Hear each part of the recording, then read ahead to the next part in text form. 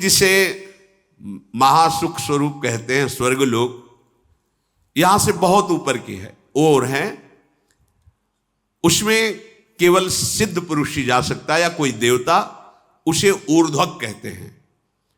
वहां जाने के लिए जो मार्ग है बड़ा ही उत्तम है, सुखद है और दिव्य विमानों के द्वारा जाया जाता है, भौतिक विमानों का प्रवेश नहीं है। जिन्होंने घोर तपस्या नहीं की, बड़ी बड़ी यज्ञ नहीं की, उनका कभी वहां प्रवेश नहीं होता। असत्यवादी, नास्तिक, व्यभिचारी ये कभी नहीं जा सकते। जो धर्मात्मा है, सदैव मन को वश में रखा है, शाम दम, किसी से ईर्ष्या नहीं की, जो दान देता रहता है, जो युद्ध कला में प्रवीण है, इंद्रियों को संयम में रखता है और सत्पुरुषों की सेवा करता है, ऐसे पुण्यवानों को इन लोकों में ले जाया जाता है। हे मुद्गल ऋषि, वहां 33,000 सुवर्ण में विमान, दिव्य विमान, मार्ग में ही चलने पर वहां से मेरुगिरी का शिखर दिखाई देता है। इतना बड़ा मेरुगिरी है, शिखर दिखाई देता है। ऐसे देवताओं के नंदन वन है कि उन्माद चढ़ जाए सुख का। जो देववन है स्वर्ग में, जिनकी लता फूल ये सब उन्माद चढ़ जाए, और निकुंज का जो तो कोटिकल्प तरुणा है, हमारी जहां श्री जी विचरण करते हैं, विहरण करते हैं। अरे सौभाग्य उदय हो गया, बढ़ो आगे। स्वर्ग में किसी को कभी भूख प्यास नहीं लगती, कभी किसी को ग्लानि नहीं होती स्वर्ग में, कभी गर्मी नहीं लगती, कभी ठंडी नहीं लगती, किसी को कोई भय नहीं होता। मन में सोचा वही भोग मिल जाएगा, सब उपस्थित। वहां मलमूत्र नहीं बनते स्वर्ग में। और देवताओं को भी दुर्लभ बताया गया यह देह, मानो देह, केवल भजन के लिए, केवल भजन के लिए। भजन नहीं किया तो देख लो कौन सा देह है, क्या है। वहां भूख प्यास नहीं, मलमूत्र नहीं, ठंडी गर्मी नहीं, कोई वस्तु ऐसी नहीं जो वहां देखने योग्य ना हो। कूड़ा करकट गंदगी कुछ नहीं, जिधर देखो उधर मन को लुभावने वाला, मनोरम ही मनोरम, सुगंध ही सुगंध, हर वस्तु सुखदायक स्पर्श, कानों को लुभाने वाले संगीत अपने आप बजते रहते हैं। वहां शोक नहीं है, बुढ़ापा नहीं है, झुर्रियां नहीं पड़ती, थकावट नहीं होता, कोई वहां रोते नजर नहीं आता, सुख ही सुख बरस रहा है। स्वर्ग लोक में ऐसा सुख है जो सत्कर्म करते हैं उन्हीं को केवल प्राप्त हो सकता है, पुण्यवानों को वो लोक प्राप्त होता है। स्वर्गवासियों के शरीर तेज की प्रधानता से, जैसे अपने पंचभूतों से बना है तो उनका पंचभूतों से, उसमें तेज की प्रधानता होती है, तभी वो अंतर ध्यान हो जाना, प्रकट हो जाना। जैसे योगी जन ऐसा कर सकते हैं, जो योग के द्वारा शरीर भाव से ऊपर उठ चुके हैं, वो एक ही समय में कई जगह दिखाई दे सकते हैं, वो बड़ी दूर की बात सुन सकते हैं, वो पहाड़ में भी प्रवेश कर सकते हैं, बड़ी अद्भुत, क्योंकि वो तेजस तत्व प्रकाशित हो जाता है।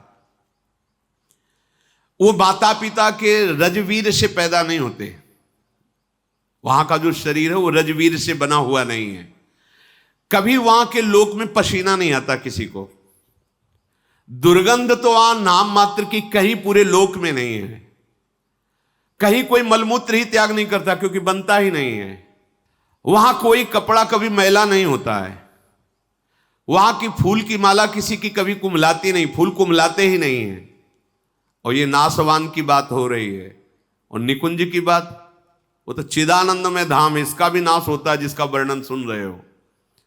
तभी तो जब ये सब सुना जाता है तो बस यही लगता है यही मिले चल के, अप्सराएं मिलेंगी, विमान मिलेगा, सुखी हो जाए। कितने मिनट, जैसे आप यहाँ के किसी बहुत हाई फाई होटल में जाएं, बुक करवाएं कमरा, तो व्यवस्था है, धन दीजिए, और जब धन खत्म हुआ तो एक रोटी भी नहीं मिलेगी, धक्का मार के बाहर निकाल दीजिए। बिल्कुल ठीक ऐसे स्वर्ग है, तुम्हारा पुण्य है, ये सब है, जहां पुण्य खत्म हुआ तो धक्का मार के नीचे फेंक दिए जाओगे।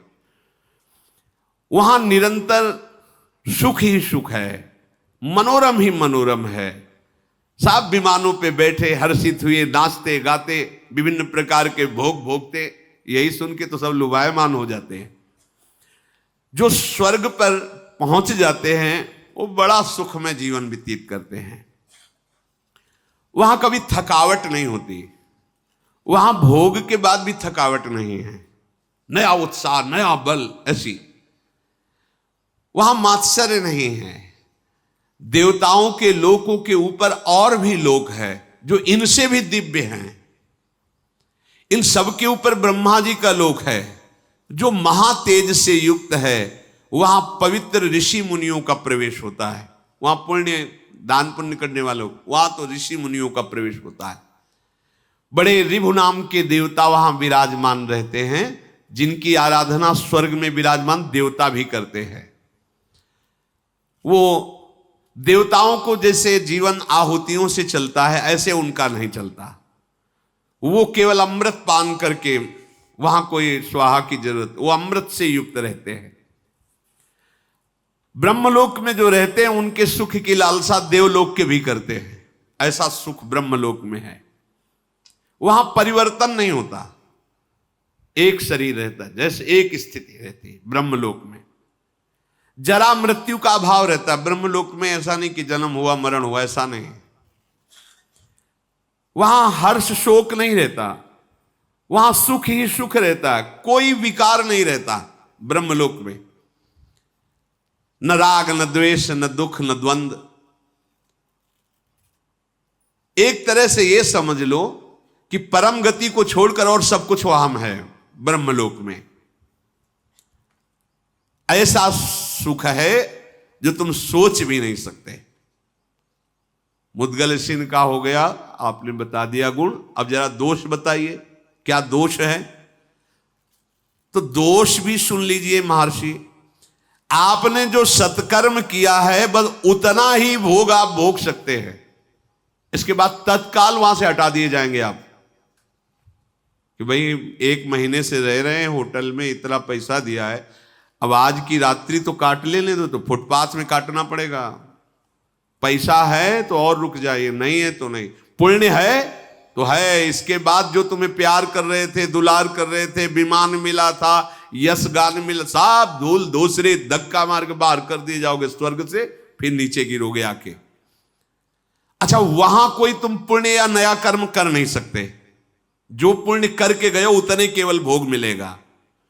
पुण्य गंवाने पर वहां से बहुत ही क्लेशित होकर हटाया जाता। क्यों भाई? जो अप्सरा जो सब भोग रहे थे तत्काल सब हट गए।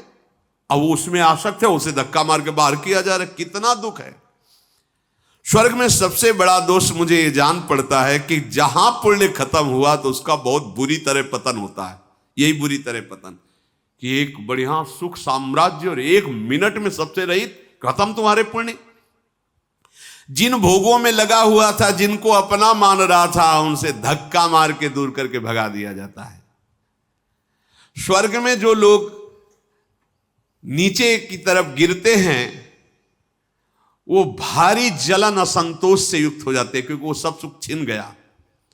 उसका मैं कैसे वर्णन करूं? जिस समय गिराया जाता है उसको दुख मिलता है। गिरते समय इतना भयानक दुख होता है, उसकी चेतना लुप्त हो जाती है, रजोगुण का आक्रमण होता है, बुद्धि बिगड़ जाती है, और उसके गले में पड़ी हुई जो माला पुष्प की है वो कुम्हला जाती है, टूट जाती है। वहां जिसकी माला कुम्हलाने लगे, धक्का देने का अवसर आ गया, समझ लिया जाए इसके सुकृत खत्म। वहां की पहचान है। उसके पास पुष्प जो विराजमान पुष्प मालाएं कुम्हलाने लगी, बस होश खराब हो गया, भगाए जाएंगे, अब यहां से हटाए जाएंगे, सब हटेगा। पतन की सूचना, माला कुम्हला जाना। अब उसके हृदय में भारी दुख, भारी भय समा जाता है, ये सब छूट जाएगा। जितने भी ब्रह्मलोक पर्यंत लोक हैं उन सब में दोष देखे जाते हैं। स्वर्गलोक में तो रहने वालों के शास्त्रों दोष हो सकते हैं, अगर वर्णन करें तो। वो कह रहे हैं अब तुमसे बगल में बड़ा विमान वाला जा रहा है, बड़ी सुंदर अप्सरा है, बड़ा भोग है, अपने में संतुष्ट नहीं, वो जल रहा है कि यार इसके तो बहुत है, और थोड़ी ही दिनों में पुण्य खत्म हुआ तो वो भी जाता, वो भी छीन लिया गया। त्रिशंकु उल्टा लटके आज भी। वहां से भ्रष्ट हुए जीवों में जो दुख देखा जाता है, जो पतन के समय, फिर वो मनुष्य योनि में आता है। स्वर्ग से आया हुआ, नरक से गया हुआ, तिर्यक योनियों में। मनुष्य लोक में जब मानव शरीर मिलता है, वो चाहे तो अपनी बड़ी उन्नति कर सकता है। क्या?